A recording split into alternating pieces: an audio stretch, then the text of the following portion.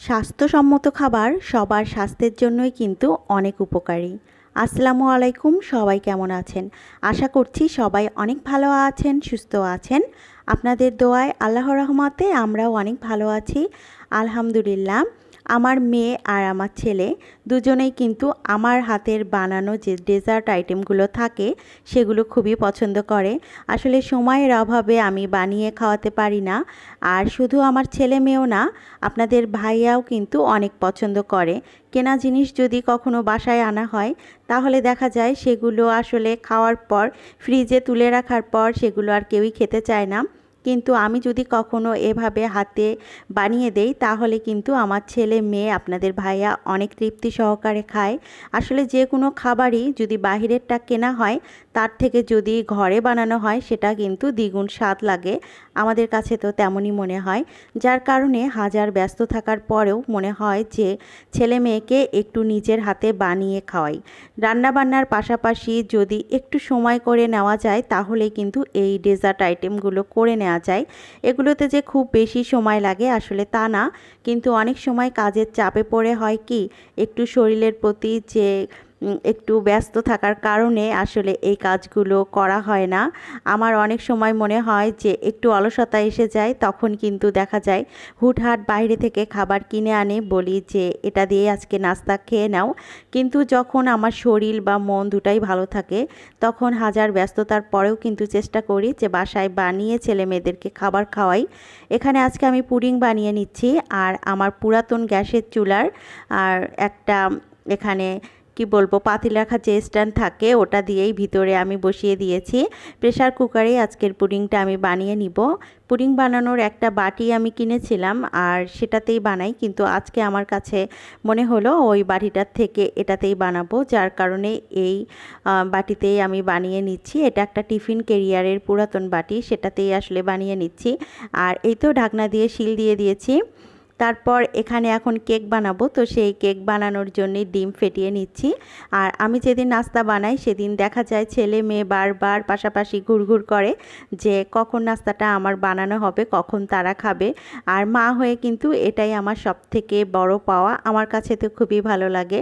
ডিমের দাম যদি একটু কমতো তাহলে হয়তো বা বেশি করে বানিয়ে নিতাম।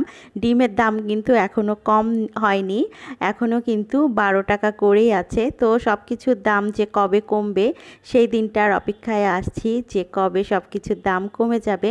কারণ আমরা হয়তো বা দেখা যাচ্ছে যে 10টার জায়গায় 5টা খেতে পাচ্ছি, অনেকেই কিন্তু সেই 5টার জায়গায়ও একটা খেতে পাচ্ছে না। যার কারণে আসলে সব কিছুর দাম যদি কমে যায় তাহলে কিন্তু অনেক ভালোই হবে, তাই না? এখানে আমি পরিমাণ মতো একটু ভ্যানিলা এসেন্স দিয়ে দিচ্ছি। আপনারা চাইলে কিন্তু অন্য ফ্লেভারের এসেন্সও দিতে পারেন, যাতে করে ডিমের গন্ধটা না থাকে, একটা ভালো স্মেল আসে। আর এখানে পরিমাণ মতো একটু তেল দিয়ে দিচ্ছি, তেলটা একটু বেশি পরিমাণে দিতে হবে, তাহলে কিন্তু কেকটা অনেক সফট হবে। আর আমি কিন্তু সবসময়ের জন্য আমার নিজের মন থেকেই রান্নাটা করি। কোনো কিছু ফলো করে যদি রান্না করি তাহলে দেখা যায় রান্নাটা কেন জানি আমার পারফেক্ট হয় না। যার কারণে যতটুকু নিজে পারি ওইভাবেই আসলে বানিয়ে নেওয়ার চেষ্টা করি। আর আল্লাহর রহমতে কিন্তু দেখি যে না, আসলে সব কিছু আমার পারফেক্টই হয়, কোনো দিনও কোনো সমস্যা হয় না, সবাই অনেক পছন্দ করে। আর এই তো এখন আমি এখানে যে কেক বসিয়ে দিব, তো সেই জন্য একটু তেল ব্রাশ করে নিচ্ছি। আর এটাতে কিন্তু এই কাপ কেকটা অনেক ভালো হয়, কাপ কেক খেতেও যেমন ভালো লাগে আবার দেখা যায় দেখতেও কিন্তু অনেক ভালো লাগে। আর এই ওভেনে যদি আপনারা কিছু টাইম বেশি রাখেন তাহলে কিন্তু কেকটা ড্রাই কেক করেও খেতে পারবেন। আপনাদের ভাইয়া আবার নর্মাল কেকের চেয়ে ড্রাই কেক খেতে একটু বেশি পছন্দ করে, তো আমি আজকে অবশ্য নর্মাল কেকই বানিয়েছি। ভাবছি যে আপনাদের ভাইয়ার জন্য একদিন একটু ড্রাই কেক বানিয়ে দিব যদি সময় করে নিতে পারি। আর আমার ফ্রিজে একটু মোরব্বা ছিল, মোরব্বাটা ফ্রিজে থাকতে থাকতে শক্ত হয়ে গিয়েছে, সেটাই কেটে নিচ্ছি। বাসায় কিশমিশ ছিল না যার কারণে আর দেয়া হয়নি। আর যেহেতু কেকটা হঠাৎ করেই বানিয়ে নিয়েছি যার কারণে আর বাজার থেকে আনাও হয়নি। তো এখানে দেখেন কেকটা কি সুন্দর পারফেক্ট হয়েছে, তাই না? দেখেই কিন্তু খেতে ইচ্ছে করছে। আর এই কেকটা কিন্তু লিকুইড দুধ দিয়ে খেতে অনেক মজা লাগে। আপনাদের ভাইয়া সবসময়ের জন্য কেক খেতে দিলে বলে যে একটু দুধ গরম করে দাও।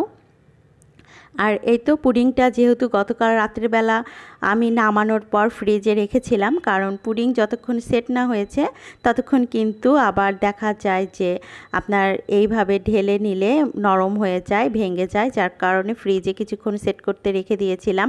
আর এই তো নামিয়ে এখন পরিবেশন করব।